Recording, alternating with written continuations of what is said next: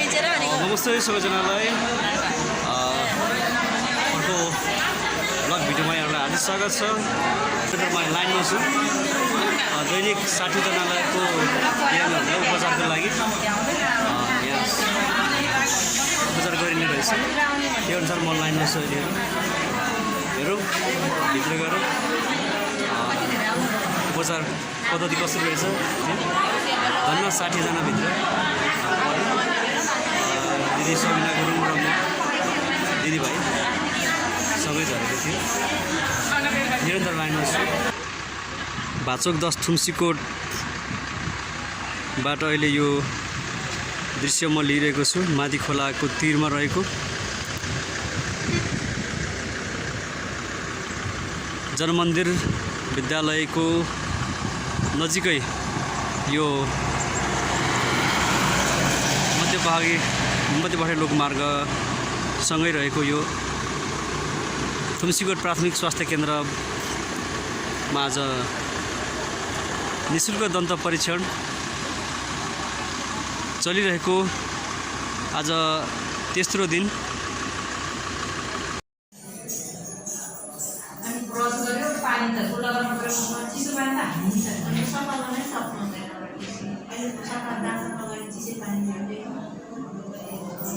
सबै कुरा बुझाइसकेको छु, भइसकेको छ। अब उपचार गर्नु मात्रै बाँकी छ, चेक गर्नु बाँकी छ। माथिबाट सबभन्दा टपमा आएर घाम ताप्दै भिडियो लिइरहेको छु। देखेर माथि गाउँपालिका वार्ड नम्बर 10 थुम्सीकोटको यो थुम्सीकोट प्राथमिक उपचार केन्द्रको स्वास्थ्य भवनमा आज पहिलोचोटि म भ्रमण गर्दैछु। भित्र पनि सबै घुमिसकेको छु। तल सबैजना बिजी हुनुहुन्छ लाइनमा बसेर उपचार दन्त शिविरमा आफ्नो उपचारमा सबैजना व्यस्त हुनुहुन्छ। थुम्सीकोट स्वास्थ्य उपचार केन्द्र मादी 10 थुम्सीकोटको सुनसान छ। यो दोस्रो तला हो। यो प्यासेज वेटिङ कक्ष भनौँ।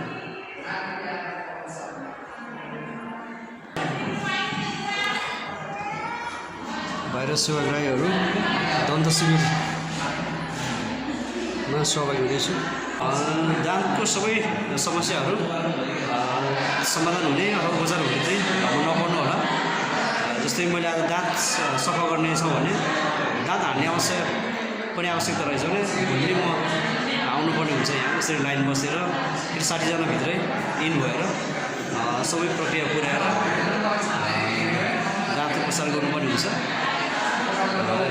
यदि 2-3 थरी समस्या छ भने 2-3 दिनै तपाईँहरू यसरी नियमित आएर लाइनमा बसेर सबै प्रक्रिया पुरा गरेर दाँत उपचारमा निःशुल्क सहभागी हुन सक्नुहुनेछ।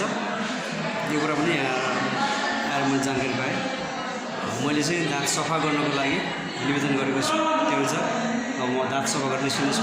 यदि दाँत भर्नुपर्ने रहेछ भने त्यस्तो आवश्यक रहेछ भने फेरि पुनः अर्को दिन आउनुपर्ने हुन्छ है त। तपाईँहरूलाई यही भिडियोमा पनि जानकारी गराएँ।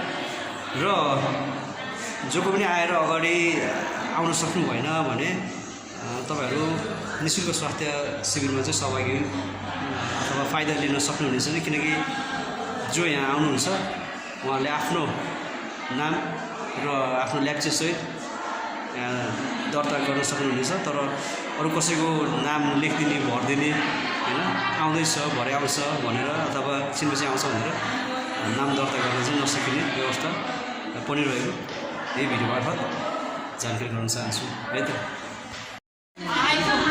यो चाहिँ नाम दर्ता गर्ने ठाउँ है।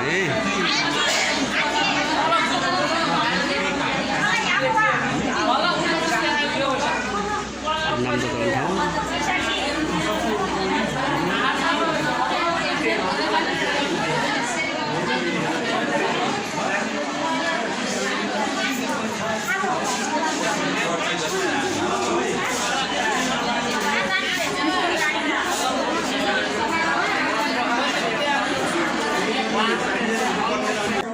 थुम्सीकोट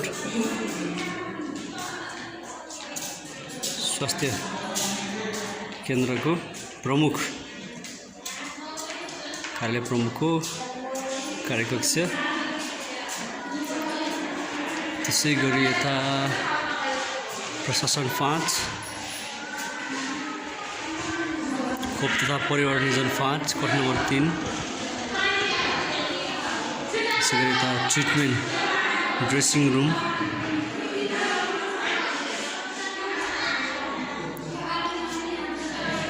यता रेजिस्ट्रेसन एडमिट गर्ने ठाउँ रेजिस्ट्रेसन एडमिट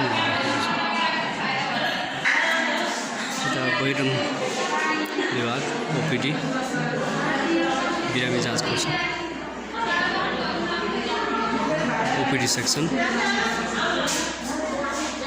यो ग्राउन्ड फ्लोर है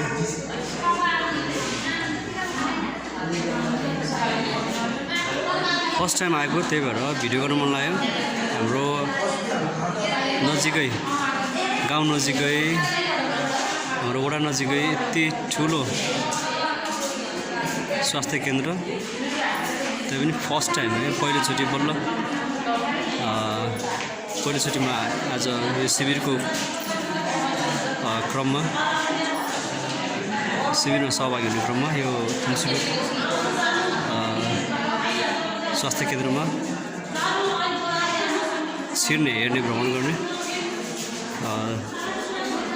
अवसर जुट्यो छोटो भिडियो ब्लग पनि बनाएँ है यहाँको लागि इसिजी तथा बिरामी भर्ना कोठा भनेर यो अर्को कोठा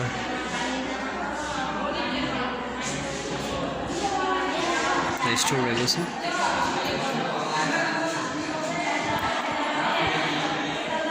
यता कोठा नम्बर 12 प्रयोगशाला कोठा ल्याब रहेको छ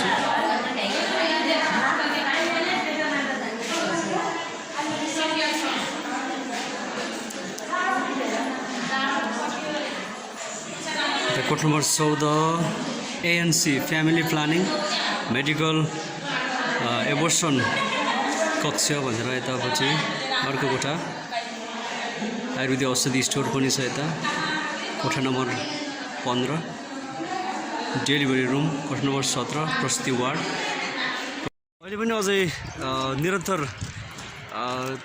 पर्खिरहेको छु कतिखेर नाम आउँछ भनेर दाँत सफा गर्नको लागि म अझै पनि पर्खिरहेको छु अहिले खाजा खाने बेला भएको है खाजा खानको लागि चाउमिन तर के अरे समोसा के हुन्छ यता स्पेसल के बन्छ त्यसको लागि खाजा खाने बेला भएर बाहिर निस्केको छु म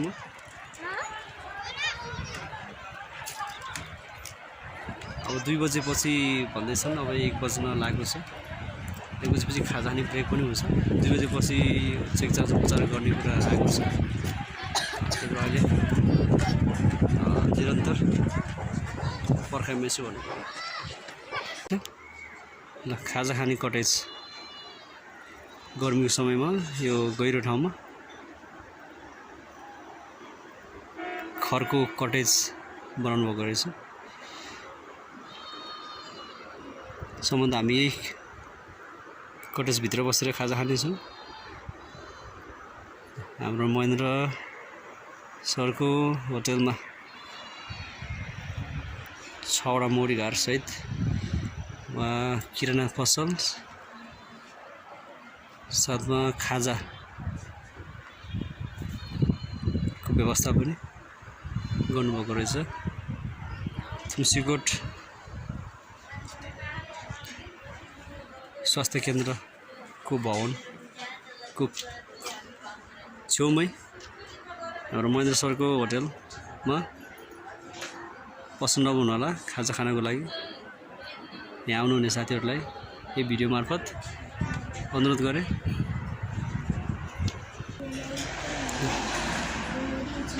हाम्रो महेन्द्र सरको किराना पसल आइदियो सर महेन्द्र सर भित्र व्यस्त हुनुहुन्छ किचनमा मिसेसलाई हेल्प गर्दै हुनुहुन्छ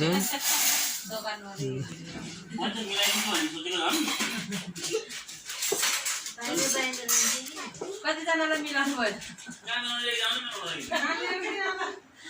यता आउनुहुँदा हाम्रो बहिनी सर्कलमा खाजा खानको लागि पस्नु होला है त साथीहरू। ल यो भिडियो मार्फत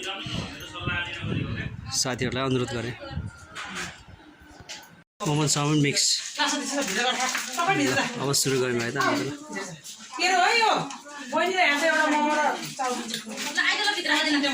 9 बजे आएको, अहिले 3 बज्न लागिसक्यो। बल्ल पालाउन लागेको छ। कम्तीमा नि 6 घन्टा कुरिसकेको अवस्था छ। अब बिस्तारै पाला आउन लागेको छ। गाडीभित्रै पनि उपचार भइरहेको छ। अनि हामी चाहिँ यता भित्रपट्टि दाँत सफा गर्नको लागि अब लाइन बल्ल आउनेवाला छ। निस्किसकेको छु। धेरै लगभग 6.5-7 घन्टै पर्खिँदै वेटिङ गर्दै फाइनल्ली दिदी र मेरो दाँत सफा गर्ने काम चाहिँ भएको छ। अब फेरि भोलि आउनु पर्ला जस्तो छ। फलोअपको लागि दाँत भर्नुपर्छ या आरसिटी नै गर्नुपर्छ, जराबाट उपचार गर्नुपर्छ भन्ने कुरा चाहिँ अहिले फिक्स नभएकोले भोलि फेरि आउनुपर्ने भएको छ। हेरौँ भोलि आइयो भने फेरि भोलि यस ठाउँमा पुनः आइनेछ। अहिले चाहिँ अब हामी बिस्तारै घरतर्फ जाँदैछौँ। ल थुम्सीकोट स्वास्थ्य केन्द्रको भवन छेउबाट म भिडियो गर्दैछु। अब चाहिँ हामी बिस्तारै घरतर्फ लाग्नेछौँ। भिडियो अन्तिमसम्म हेरेर साथ दिनुभएकोमा सबैजनालाई थ्याङ्क यू सो मच भन्दै अर्को भिडियोमा पुनः यहाँहरूसँग भेट्ने बाचा गर्दै आजको छोटो ब्लग भिडियोबाट यहाँहरू समक्षबाट म चाहिँ बिदा हुन चाहन्छु है त। सी यू, बाई बाई सबैजनालाई, टेक केयर।